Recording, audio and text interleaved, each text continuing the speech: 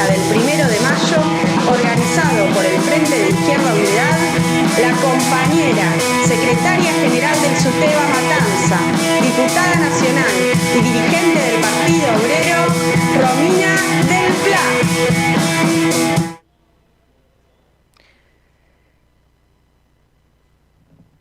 Buenas tardes, compañeras y compañeros.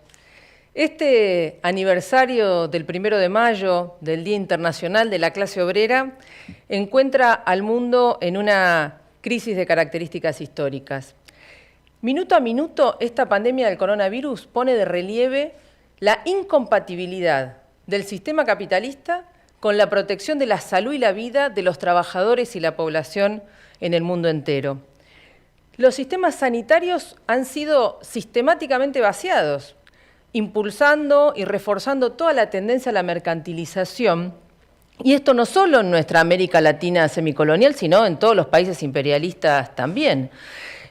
Por eso hemos visto que este proceso de ajuste sobre la salud pública se ha visto intensificado a partir de la crisis del 2007, del 2008, y esto ha llevado a este cuadro donde incluso en la actualidad vemos cómo se miden las consecuencias de ese salvataje que los estados han hecho a la banca y a los capitales, y por eso hoy Estados Unidos demuestra que es uno de los epicentros de la crisis sanitaria mundial, porque esto se ve totalmente expuesto. Y por eso hemos visto que efectivamente no llegamos a esta situación de la pandemia en el marco de una situación normal, sino que llegamos en un cuadro de una nueva etapa de la crisis mundial capitalista. Por eso el coronavirus no nos está desenvolviendo sobre un cuerpo social sano, sino sobre un cuerpo social completamente anémico. Vemos cómo estamos en el marco de una guerra comercial, de guerra de monedas, camino a una recesión mundial, con caídas bursátiles, y en ese sentido, efectivamente, la fuga de capitales, las grandes crisis que hemos visto en el último periodo, se ven reforzadas cuando con este parate forzoso de la economía por la crisis sanitaria, vemos que se agrava enormemente la crisis de sobreproducción que preexistía a esta situación. Y justamente cuando muchos pensaban que iba a haber una respuesta coordinada de los estados para enfrentar la pandemia, todo lo contrario, se refuerzan las rivalidades nacionales y se refuerza también un ataque integral sobre los trabajadores, sobre nuestras condiciones de trabajo en todo el planeta. Por eso vemos que mientras se expanden los millones de infectados por COVID-19, los cientos de miles de muertos, tenemos también una oleada de despidos y de rebajas de los salarios que recorre a todo el mundo porque justamente los capitalistas tratan de descargar la crisis sobre todos nosotros. Ya nadie duda que vamos a una crisis de las características de la crisis del 29, esa crisis que llevó a una década de revoluciones y contrarrevoluciones, y que tuvo su culminación nada más ni nada menos que en la Segunda Guerra Mundial. Y justamente en este escenario convulsivo es que los capitalistas y sus gobiernos quedan en completa evidencia.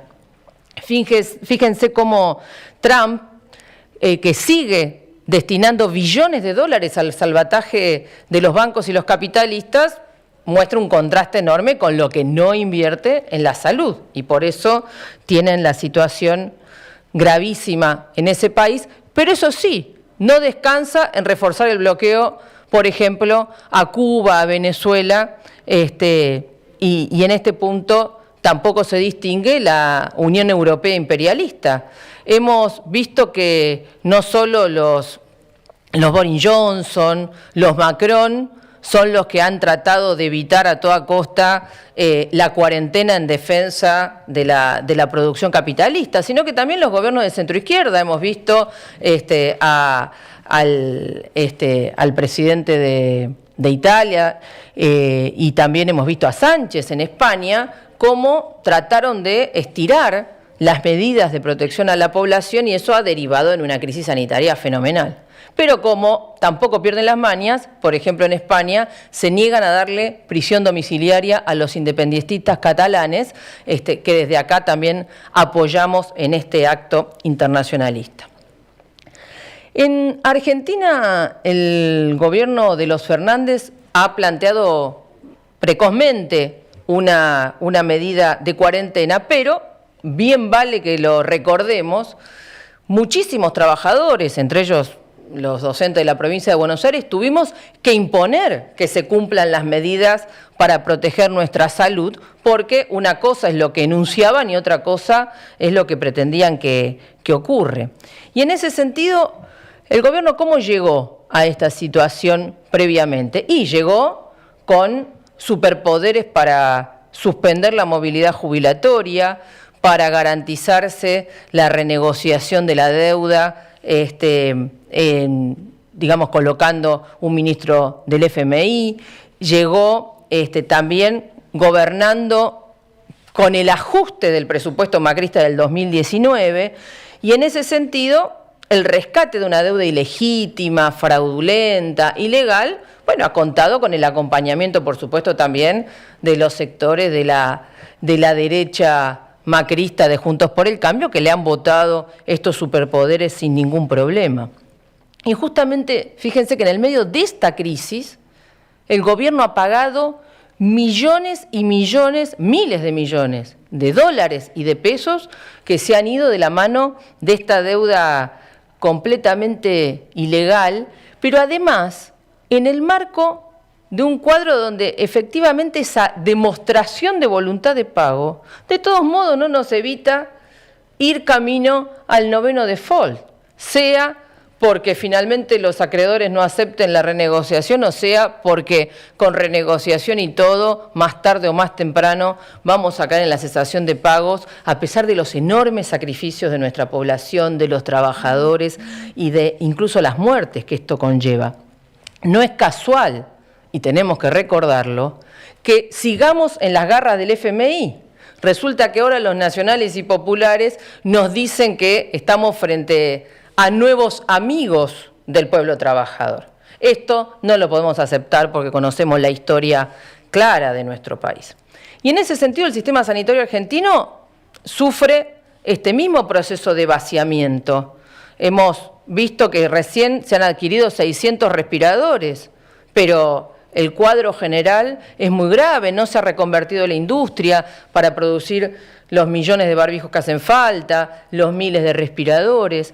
Justamente se ha visto esta situación de que tenemos uno de los mayores índices de contagio de trabajadores de la salud en cumplimiento de su trabajo y uno de los menores índices de testeos. Es justamente esta brutal contradicción la que están denunciando los trabajadores de la salud, que empiezan a movilizarse, que reclaman en asambleas que realizan o en el paro que han realizado los médicos de Santa Fe, que desde acá, por supuesto, saludamos.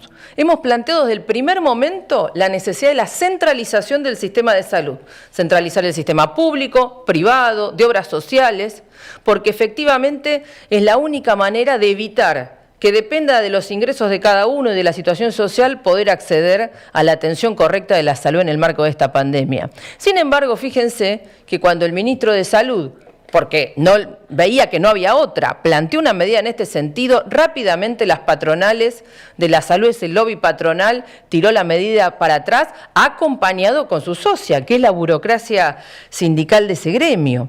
Y entonces hemos visto algo que creo que vale la pena reflexionar en este día. El país lo gobiernan los Paolo Roca, y esto ha sido muy evidente. El propio presidente sale a cuestionar los 1.500 despidos, ¿y qué pasó? Se efectivizaron los 1.500 despidos. Techín rebaja los salarios, despide, flexibiliza. El decreto presidencial es papel mojado para los capitalistas.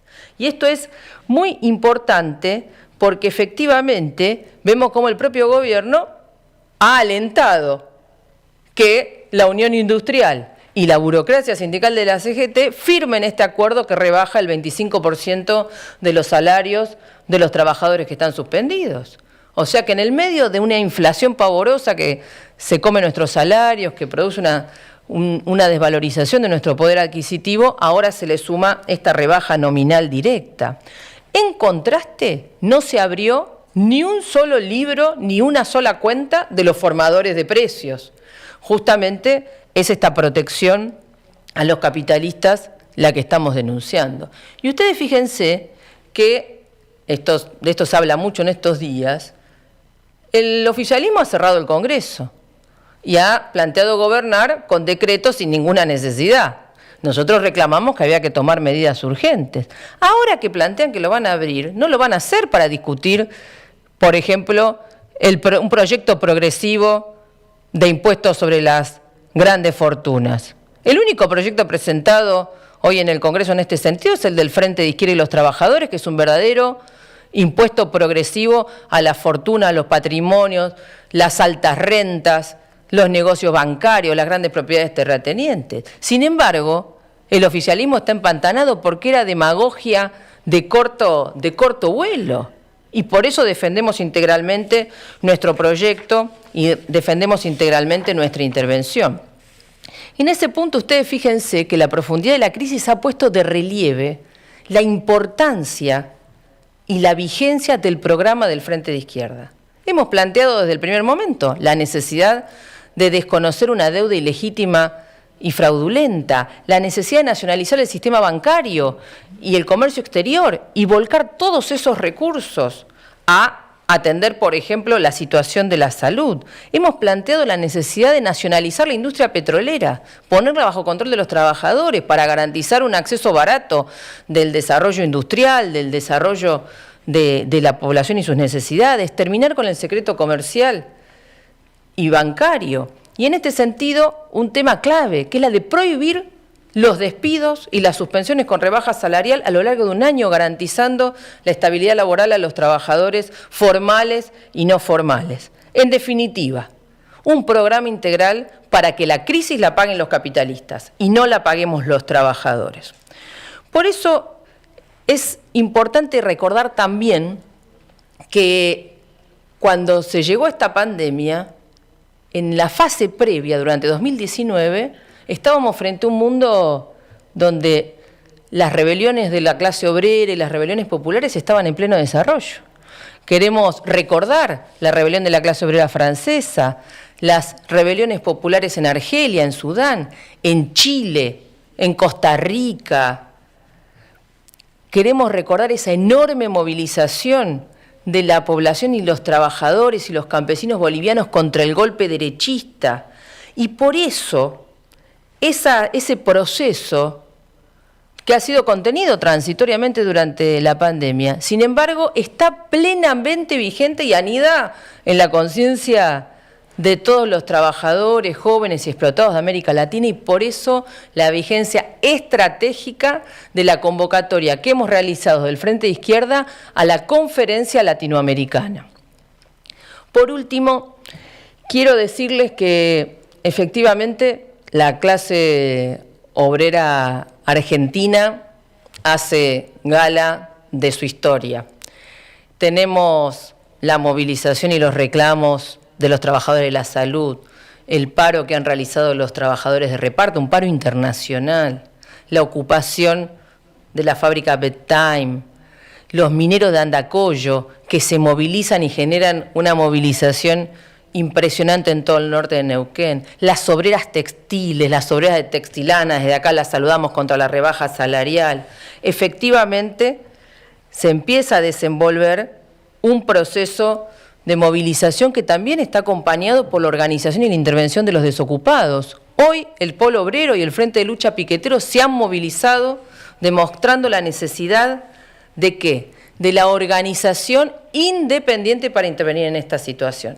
Porque ha contrastado claramente esto con ¿qué? Con el pacto social que está vigente, que habían anunciado los Fernández, que tenía un solo objetivo y se ha puesto completamente de relieve, que es estatizar a las organizaciones de los trabajadores, es tratar de frenar cualquier reclamo. Por eso defendemos la intervención independiente de los trabajadores y convocamos en este 1 de mayo a intervenir reforzando nuestra independencia.